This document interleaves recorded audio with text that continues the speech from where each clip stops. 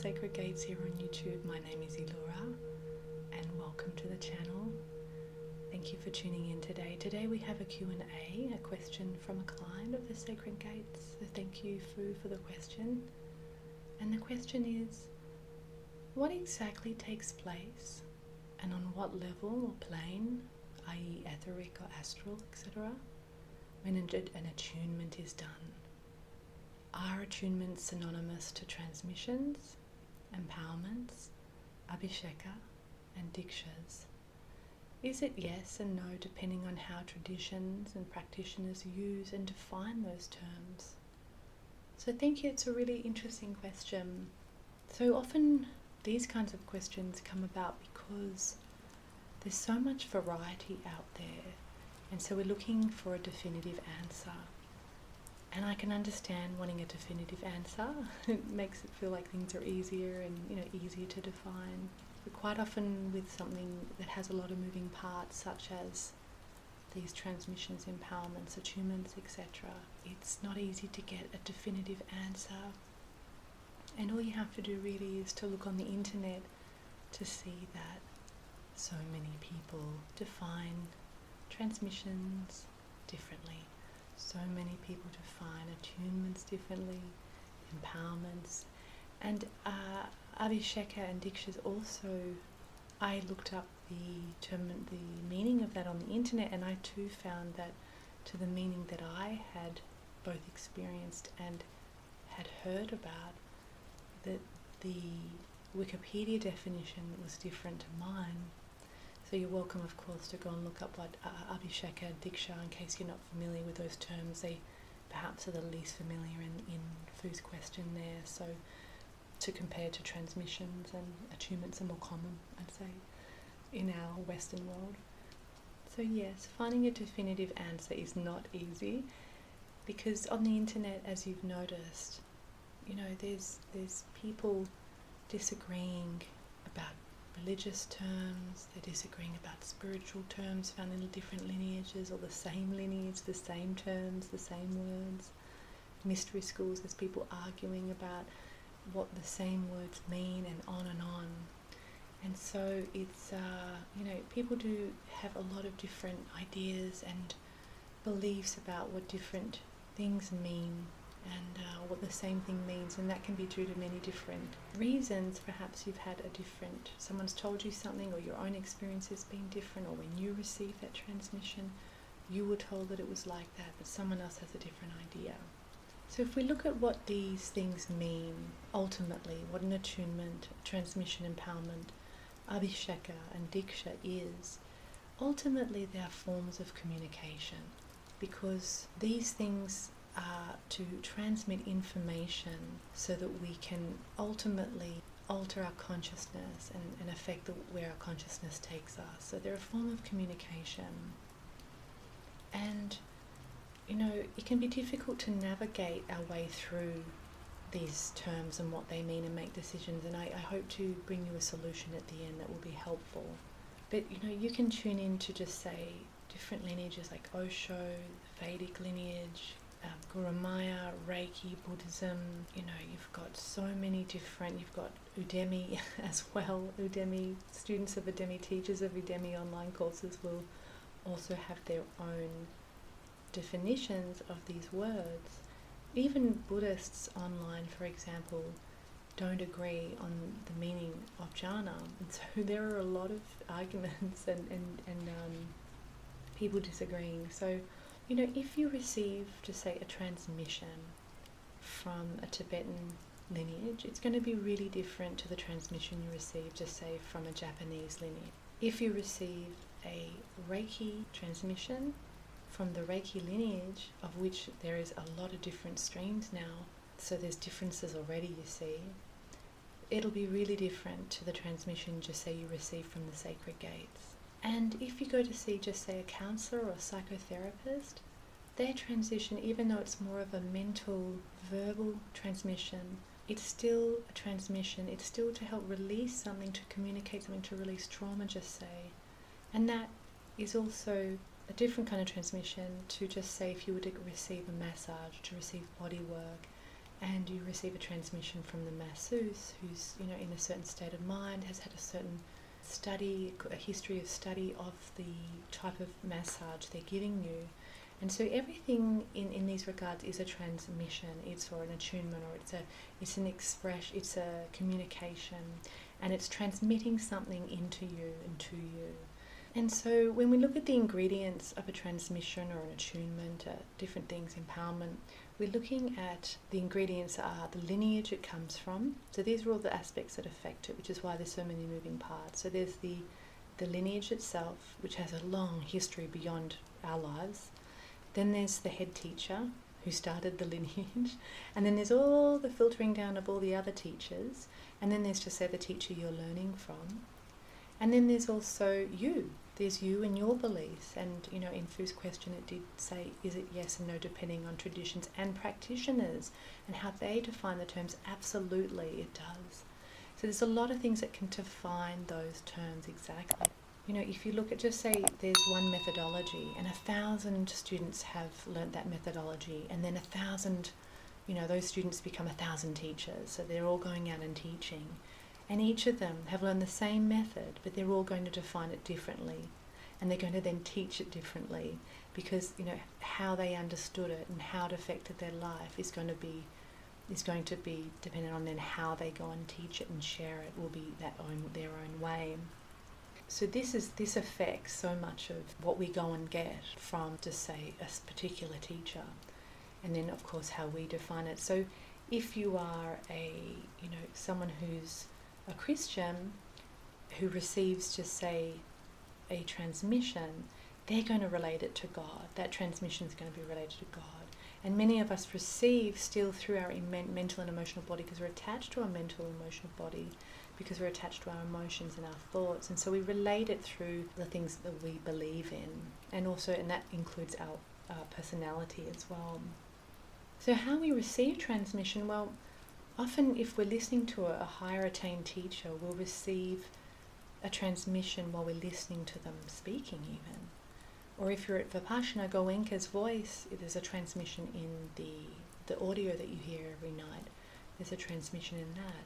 Also at Vipassana, you do the bowing down at the end after you've had a little chat to the teacher, and they'll actually put a transmission through your crown chakra, even though they don't tell you that. I don't think they tell you that. But so there's lots of different ways to receive, and part of that receiving a transmission or attunement, you need to transmit yourself to that transmission, to the energy in that communication. And so some people will be listening to a teacher and not feel the transmission. Others will be very sensitive to it. So it also depends on the level of sensitivity of the practitioner as well.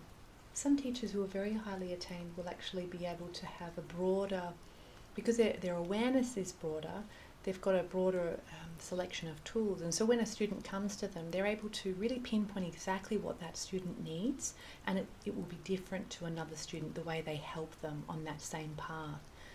Whereas you may have, lesser attained teachers who have a broader awareness, but they still just teach the way they know. And then, of course, you can have teachers who are more kind of stuck in their emotional body, in the astral body, their personality, and they've built like a big astral personality around their path and their image linked to them on their path, and fame and all these things that can come with that. And they actually don't often evolve on their path, so they'll still be teaching the same kinds of things for many, many, many, many, many years, and not really evolve it because they don't have that level of awareness anymore. They've lost that level of awareness to kind of permeate through and see what is needed to change and evolve. And you may also have, an evolving teacher, teachers that are really working on themselves, and what they defined as an attunement 20 years ago is different to what they define it now, even though they still use the word attunement or transmission or empowerment. And for example, with the transmissions that the Sacred Gates offers are similar to the transmissions from the guilds, or the attunements from the guilds. So we actually use probably different words as well. And they're similar in the sense that often they'll start unfolding at a much greater rate within the client once the client, or when the client, or if the client is practicing release methods. So we have similarities in that, because the Sacred Gates and Teshara lineage comes from the guild. The word empowerment is one that you may have heard of before, and in many ways it could be more empowerment, like IN, because you're connecting to the power that is already in you and it's being activated. You could even call all of these gifts, you could call them gifts as well. There's lots of different really ways to define them, and really that comes from how you perceive them. So when you receive, just say, an empowerment, it's about connecting you to sacred qualities. And that could be the same for transmissions, for Abhishekas, Dikshas and things like that. It's all about connecting to sacred qualities, yet what the sacred quality is really dependent on the teacher, and then how the student, the practitioner, uses it and continues to make it and deepen the sacredness of that quality. So I would say sacred qualities of the Sacred Gates are spaciousness, stillness, silence, timelessness, and more formless qualities as well. But they differ.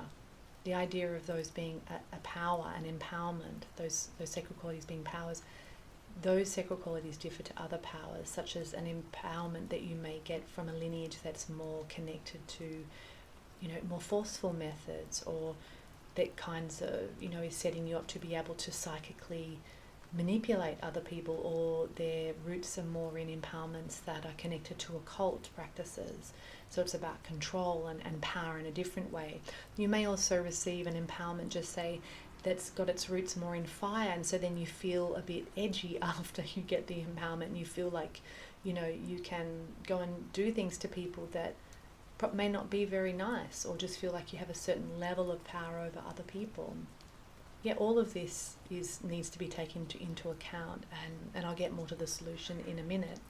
So, you could also have teachers that have very, very similar definitions, for example, of what a transmission is, yet be not quite the same, and so they're not the same, and the transmission you would get would not be the same. So it's very kind of black and white in that sense.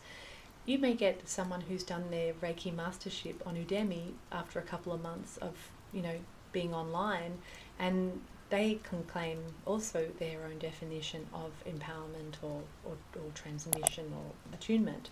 So, there's all different levels going on.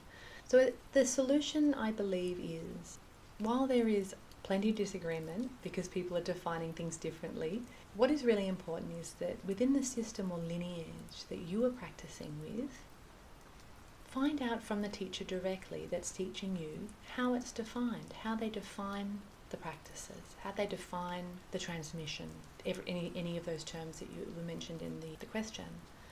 And as a result, by finding out how they're defined from the teacher, you can then find out how they're designed. And then when you know the design, you can know the purpose. And when you know the purpose, you'll know what it'll do for you and what the teachers are giving you. So you want to know how it is coming through the people you are receiving it from. How do they define it, so that you then know what it is that you're receiving? And I think that's the best solution in a world where there are so many, you could say fractures in understanding, but it's also just, there's lots of different people learning in lots of different ways. It has lots of different meanings and experiences to them based on their experiences. And so finding out exactly how your teacher defines the empowerment, the transmission, the attunement, the diksha that they're giving you, what that actually means, so that you can really be empowered on your own path. So thank you so much for that question. I hope it's been helpful. If you do want to look into receiving a transmission from the Sacred Gates, you would be receiving a transmission from the Teshara lineage, which is an ancient healing art used through release. It is based on release practices, and the Teshara lineage comes from the Life Mastery Guild. So if you connected to the Life Mastery Guild before, then we are very, very similar at the Sacred Gates to the Life Mastery Guild, because we learnt from them. It is thanks to them that we are here and remembering our lineage. So another question that was asked in this question was, what exactly takes place on what levels? So again, I can't define what exactly happens on every other person's idea of it, but when we do a transmission at the sacred gates, often we don't work so much at the vital level, at the physical vital level, because we work as our distance healers here. So we don't actually have the person right in front of us. If we had the person right in front of us physically, we would be working a lot more on the vital levels as well, because their physical body would be with us. But because they're not, we do a lot of work on the astral field, which is in the middle dantian, because a lot of their issues do get tangled up in the emotional body. So there's often a lot to clear at the emotional body, and it's also where the quality of timelessness is, and we're able to work with the timeless quality there and help to clear a lot of the emotional attachments and entanglements, which are obviously connected to our karmic entanglements. And so we're able to clear it at that level. And we find that the more people get, just say one client gets a couple of transmissions from us, the more we work with them, the higher up we're able to go bit by bit as they evolve. So the first transmission is very, very different to the second, and very, very different to the third, and on like that. And so if you're interested in looking into our transmissions, we are offering a reading for free, a higher self reading if you're a first time customer. So check that out at www.thesacredgates.com. And thank you so much for tuning in. Bye bye for now.